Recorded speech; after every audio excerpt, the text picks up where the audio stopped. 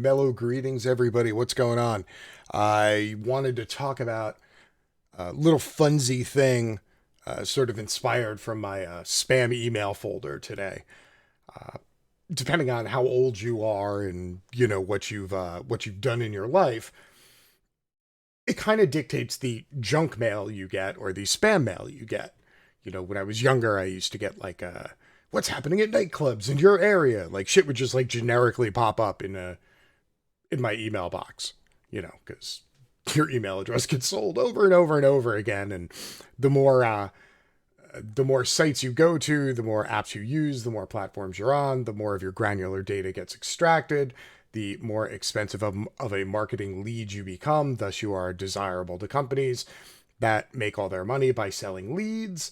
And the whole cycle ends up basically in your spam folder. That's how you know where you are in that food chain, in that ecosystem.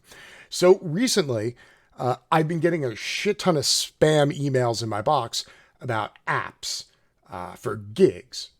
The old gig app economy. I would assume this is because for a long time I worked in TV as a 1099, as an independent contractor. Usually most television shows, unless you work for the actual production company on an annual basis as a full-time employee, you get paid as a 1099. Like even if you work on a show like, Dancing with the Stars for like 3 months, you get paid by BBC America every 2 weeks as a 1099, and then you're responsible for paying your own taxes. And this way they don't have to pay money into any kind of insurance. They don't have to offer you any kind of benefits.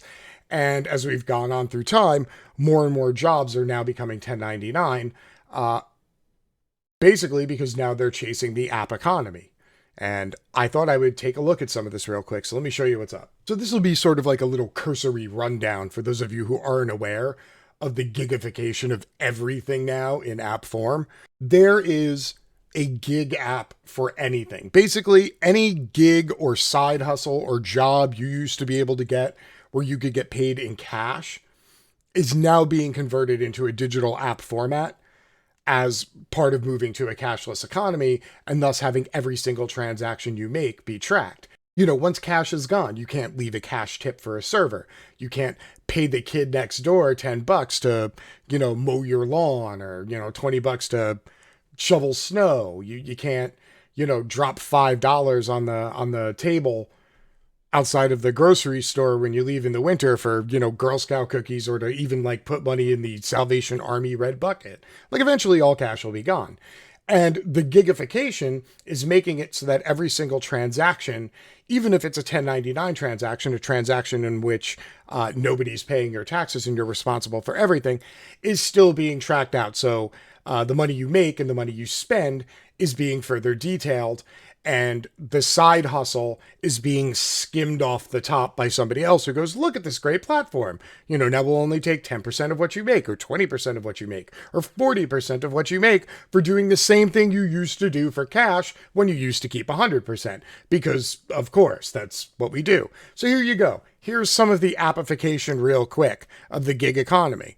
So we have food delivery apps, which were previously only really big in large cities, but thanks to COVID, now everything is delivery. You get your Postmates, you get your DoorDash, you get your Instacart, you get your Grubhub, of course your ride-sharing apps, Uber, Lyft, Hire Car, dog walking apps, Rover, Wag. That's right, you can't even pay Timmy next door, $10 to walk your dog. You have to go through an app, and then you have to go through dog walkers' profiles. You have to provide all of your financial information, your home information. You have to sign 87 pages of legal disclaimers that the app isn't responsible for whatever happens when you let one of their dog walkers, into your home when you're not there to take your dog out while you're at work, because technically, you're hiring them as 1099 contractors. You're not actually hiring the platform or the app. Ergo, the app has no legal liability. The dog walker does.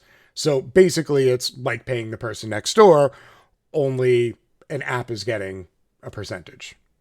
And you can't do it in cash. Well played, app people. Well played. Hey, look, side gig apps. Fiverr, TaskRabbit, Handy, Bellhop, Freelancer.com, Hello Tech, These are for all the side gigs you used to do. Shit, back in the day when I had like no money and I couldn't get a job, I did drywall on the side. You know, I run drywall like a goddamn animal. Like, shit.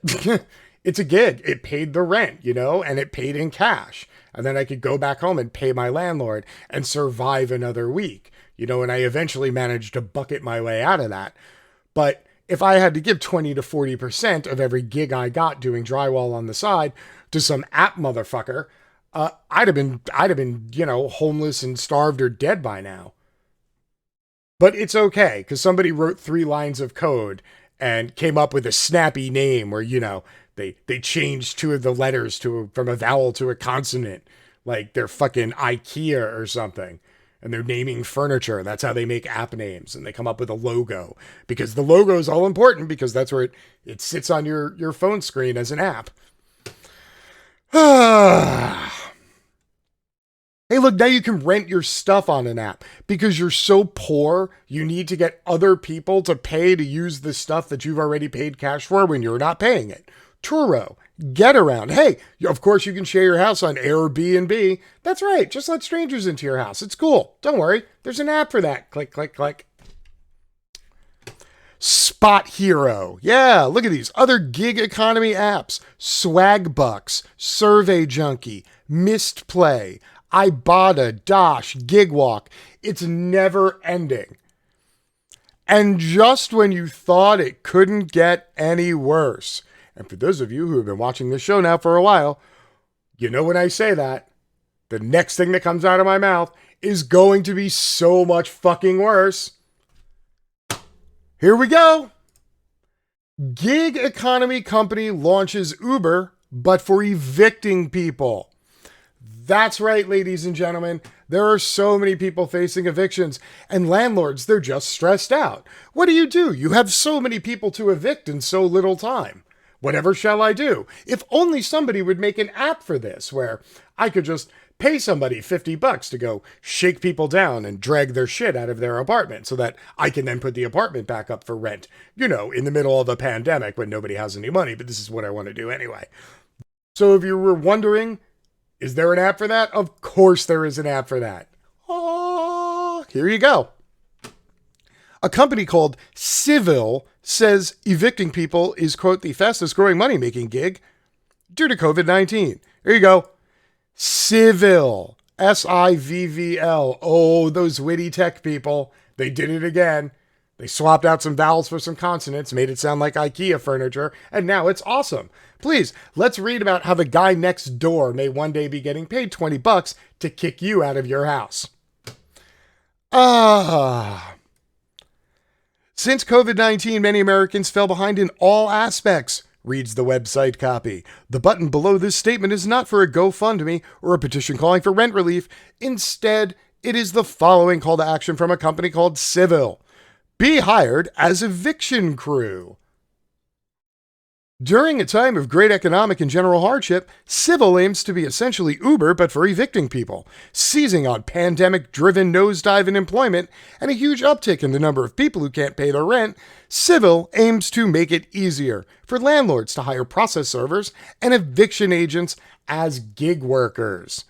If there is one thing you can count on in a capitalist economy, it's that somewhere out there is a capitalist who's gonna capitalist. That's right, what? There is horrible shit going on. How can I find a way to capitalize on it? Fuck. Helena Duncan, a Chicago-based paralegal who also participates in housing activism, saw a Craigslist post from Civvl while searching for jobs. The ad alarmed her. Quote, "It's fucked up. There will be struggling working-class people who will be drawn to gigs like furniture hauling or process serving for a company like Civvl, evicting fellow working-class people from their homes so they themselves can make rent." In Craigslist ads posted across the country, Civvl explained the opportunity plainly. Quote, "There is plenty of work due to the dismal economy. Unemployment is at a record high, and many cannot or simply are not paying rent and mortgages," the ad states. We are being contracted by frustrated property owners and banks to secure foreclosed residential properties. Civvl aims to marry the gig economy with the devastation of a pandemic, complete with the signature gig startup like be your own boss and flexible hours, and looking for self-motivated individuals with positive attitudes. That's right, we want you to have a positive get-up-and-go attitude when you go break down the door of a 94-year-old woman and throw her furniture out onto the street. You really need to be smiling during that. You have to be thinking happy thoughts. Yeah, that's what we're looking for. Oh. Literally, thousands of process servers are needed in the coming months due to courts being backed up in judgments that need to be served to defendants. The website also features a quote attributed to the New York Times. Too many people stopped paying rent and mortgages thinking they would not be evicted. A search reveals this phrase hasn't actually appeared in the Times. The company did not respond to requests for comment or a source for this quote, but mention of the Times has since disappeared from its website. This does not seem shady at all. No, this seems totally fine. Civvl didn't respond to a question about how the company ensures evictions are legal, though based on terms of service, it appears to pass all the risk onto the companies using its platform, stating that it simply provides lead generation to independent contractors and does not actually carry out the work itself. That's right, we just own a platform in 3 lines of code. All the other stuff is your problem. By the way, we're going to take a percentage of everything you make using our app, but we're not responsible for anything. Tell me again about how America is just over-regulating and killing startup business, because I keep hearing that line a lot from free market people. A recent CNN report showed the heartbreaking reality of working in evictions. Francisco Muñez, a mover for a landlord in Houston, cries as he empties an elderly woman's apartment. Quote, "Maybe today it's her. Tomorrow it's me," he told the reporter. "We've been seeing more than double the amount of calls to our hotlines for tenant organizations since the beginning of March than we did during the same period last year. It's very dishonest. It's like, oh, don't call us a hitman. We don't pull the trigger. We just connect you with somebody who's willing to do it. That's it. Yeah, that's great." Like, by the way, I'm sure now that's going to be an app, and it's going to be called Killer, Killr. I'll be taking 10%. Just when one of y'all makes that 10%. It's the gig economy. Don't blame me. Now, let's talk about the reality of the situation. 30% of people who were surveyed in the beginning of September said that if there wasn't a moratorium, they would not have been able to pay their rent. And all this moratorium does is push all the rent forward.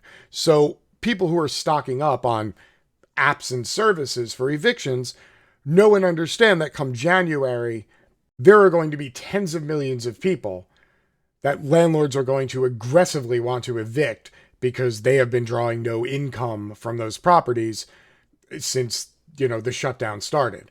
And, you got to have that rent money because you got to pay the mortgage, because you got to pay the bank, because the bank is just a landlord. Also, brief reminder, all landlords are parasites. And yes, if you're a landlord, that means you too. If you have any questions, please go see our previous video catalogs. I believe there's a couple of videos that are already titled, "All Landlords Are Parasites." You should look them up. They're a real hoot. Now, at the core of all of this is very simple, very basic class structure. We've discussed the crabs in a barrel analogy before. I'm going to expound upon it a little bit here. If you've never heard it before, you'll enjoy it. If you have, here's some added bonus. It's kind of like director's commentary, okay? When you buy the double DVD set. Sorry, back when you used to buy the double DVD set. So, basically you have 2 people in the world. You have workers, the working class, and you have capitalists, the financier class. Currently, the capitalists are squeezing the working class out of every cent. You're now working from home. You're paying for the energy costs to do the job that your boss used to pay you to do in an office. You are getting hired as a gig worker. You're only getting 30 hours a week so that you're part-time, so they don't have to offer you insurance. Over the years, employers have been slowly squeezing the working class down further because they're being squeezed, the employers, by the capitalist class that do all the investing in the first place to make the businesses go and move and run. So basically, the capitalist class is the fishermen, and all the working class are crabs. And the fisherman just hauls up nets, throws all the crabs in a bucket. Now, they never have to worry about the bucket becoming too full because they know that not a single crab will ever get out of the bucket. Why? You have the crabs who will end up in the bucket. They will look up at the big, tall sides of the bucket and go, I'm going to find a way to pull myself up on my claw straps. And I'm going to find a way to grind. And I'm going to get out of here. And those crabs, they're going to be snap, snap, snap, snap, snap. They're going to be trying to claw. And then other ones that are just like them, they'll literally go and they'll climb up the other crab and they'll be reaching for the top. And the third crab will come and they'll go and one of the crabs will actually reach the very top standing on the other crabs. And then all the other crabs don't have very good vision, especially when they're not in water.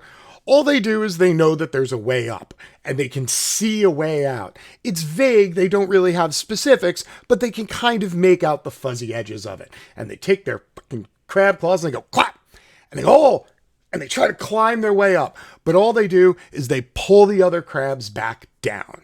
Unfortunately, until all the crabs can learn to work together, reach the top of the bucket, and then pull each other out one by one, all the crabs will be eternally trapped in the bucket of the capitalists.